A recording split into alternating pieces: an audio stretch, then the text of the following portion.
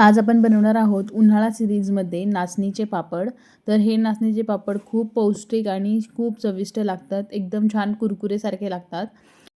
तर नाचणीचे पापड बनवण्यासाठी इथे मी घेतलेले आहे 1 किलो इतकं नाचणीचं पीठ. तर तुम्ही काय करू शकता, 1 किलो नाचणी आणून ती भिजत घालून 1 दिवस आणि ती दुसऱ्या दिवशी वाळत घालून छान वाळल्यानंतर त्याचं तुम्ही पीठ बनवून आणू शकता किंवा तुम्ही डायरेक्ट पीठ घेतलं तरीही चालेल. तर ते पीठ मी जे घेतलं होतं 1 किलो, ते माझ्या एका पातेल्यात पूर्णपणे सपाट इतकं भरलं होतं. म्हणजे जे छोटं पातेलं दाखवले ते पूर्ण भरलेलं पीठ होतं. तेवढ्याच मापाचं मी पाणी घेतलेलं आहे. म्हणजे जर आपण 1 वाटी नाचणीचं पीठ घेत असेल तर आपल्याला 1 वाटी पाणी गरम करायला ठेवायचं आहे.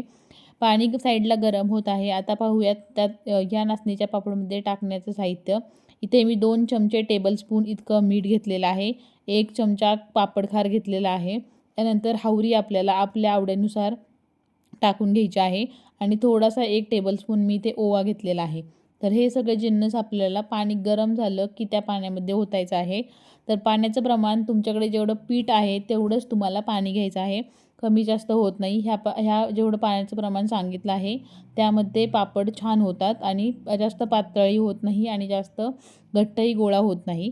तर आता आपल्या पाण्यामध्ये मी थोडंसं तेल टाकून घेतलं आहे आणि पाण्याला छान उकळी आली की आपण जे साहित्य घेतलं होतं पापड खार, मीठ, हावरी आणि ओवा ते आपल्याला टाकून घ्यायचं आहे.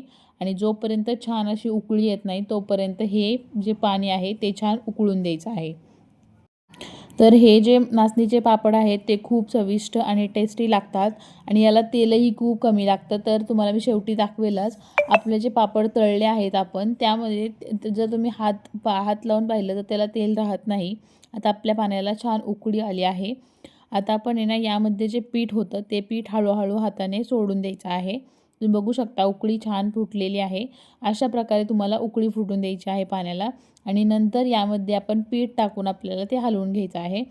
तर ह्या नाचणीच्या पापडाला आपण जसं तांदळाचे किंवा गव्हाचे कुरडे जे चीक हटतो तशा प्रकारे यामध्ये काही गाठी होत नाहीत. हे पीठ एकदम सुंदर असं मऊसूत मळलं जातं किंवा छान हटलं जातं. त्यामुळे याला सतत हलवायची काही गरज नाही आहे. व्हिडिओत दाखवल्याप्रमाणे तुम्ही डायरेक्ट पीठ टाकून घेऊ शकता आणि नंतर याचा गोळा बनवून घेऊ शकता. आता जसं आपण कुरवड्याचा चीक हटतो ना त्याप्रकारे आपल्याला हे पीठ छान पाण्यामध्ये मिक्स करून घ्यायचं आहे. तुम्हाला व्हिडिओत दाखवल्याप्रमाणे तुम्ही असं ते उलटण्याच्या सहाय्याने किंवा तुमच्याकडे जर आहे ना ती चीक हटायची डाव असेल त्याने जरी असं तुम्ही मिक्स करून घेतलं. आपल्याला फक्त काय करायचं आहे की हे जे पांढरं आहे ते छान असं मिक्स झालं पाहिजे आणि त्याचा छान गोळा झाला पाहिजे. तुम्ही बघू शकता आता छानपैकी त्याला ना असा चॉकलेटी कलर येत आहे आपल्या नाचणीच्या पिठाला. आपण सगळं छानपैकी मिक्स करून घेत आहोत.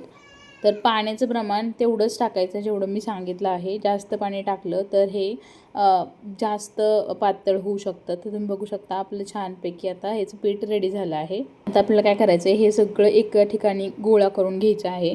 म्हणजे साईडला जे लागलं असेल किंवा उलटण्याला जे असेल ते सगळं ना छानपैकी एकजीव करायचं आणि एका ठिकाणी ठेवायचं आणि त्याच्यावरती ना झाकण ठेवून आपल्याला हे एक 5 ते 10 मिनटं छान वाफ येऊन द्यायचं आहे. तुम्ही गॅसची फ्लेम बघू शकता एकदम मीडियम गॅसची फ्लेम ठेवलेली आहे जेणेकरून ते खाली पण करपणार नाही आणि 5 ते 10 मिनटं छान आपल्याला हे उकडून घ्यायचं आहे. आता उकडल्यावरती मी ते परातीमध्ये हे काढून घेतलं आहे कारण आपल्याला काय करायचं आहे आपल्याला हे जे गोळे आहेत ते गोळ्याला आपल्याला वाफ देऊन घ्यायची आहे. जशी आपण आळूची वडी किंवा आपल्या कोथिंबीरची वडी उकळतो त्या प्रकारे आपल्याला हे उकडून घ्यायचं आहे परत 10 मिनटं. तुम्ही अशा प्रकारे त्याचे गोळे बनवून घेऊ शकता. गोल किंवा असे लंबुळ्या आकाराचे गोळे बनवून घ्यायचे आहेत. जे पीठ आपण आधी शिजवून घेतले त्या पिठाला आपल्याला उकड द्यायची आहे. तुम्ही बघू शकता अशा प्रकारे तुम्ही गोळे बनवून घ्यायचे आहेत. तुम्ही कोणत्याही आकाराचे गोळे बनवून घेऊ शकता. आता आपण एका पातेल्यामध्ये पाणी गरम करायला ठेवलं आहे. त्यावरती मी पुरणाची चाळण ठेवली आहे. जर तुमच्याकडे पुरणाची चाळण नसेल तर तुम्ही आपली आळू उकडायची किंवा मोदक उकडायची जी चाळण असतील ती चाळण ठेवली तरीही चालेल किंवा इडलीचं जे पात्र असतं त्यामध्ये उकडलं तरीही चालेल.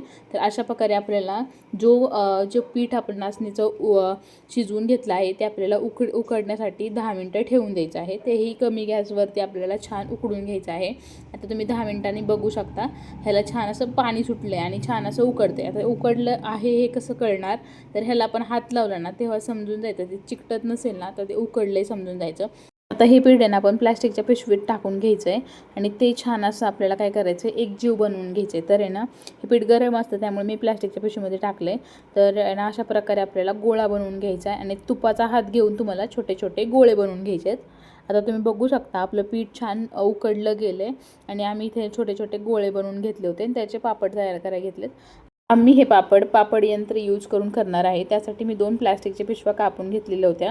दोन्ही साईडला मी त्याला तूप लावून घेतलं. मधी पापडाची गोळी ठेवली आणि छान असं दाबलं की पापड छान रेडी होतो. आता वरची प्लॅस्टिकची पिशवी काढायची आणि जो खालच्या प्लॅस्टिकच्या पिशवीला पापड आहे तो आपण साडीवरती वाळत घालणार आहोत.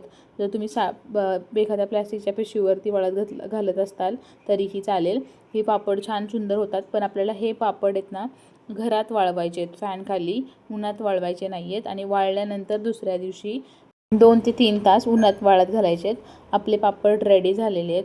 या 1 किलो पिठापासून आपले अराऊंड 125 ते 150च्या दरम्यान पापड होतात. तुमच्या गोळीच्या आकारावरती पापड डिपेंड आहेत आणि खूप सुंदर पौष्टिक पापड आहेत आणि मुलांसाठी तर खूपच छान आहे. त्याला कोणत्याही प्रकारचं तेल राहत नाही तळल्यावरती आणि मी तुम्हाला पापड तळून दाखवते. हा पापड आहेत ना दुप्पट होतात, म्हणजे जेवढा छोटा पापड असेल तर त्याचा मोठा तळ हाता एवढा पापड होतो.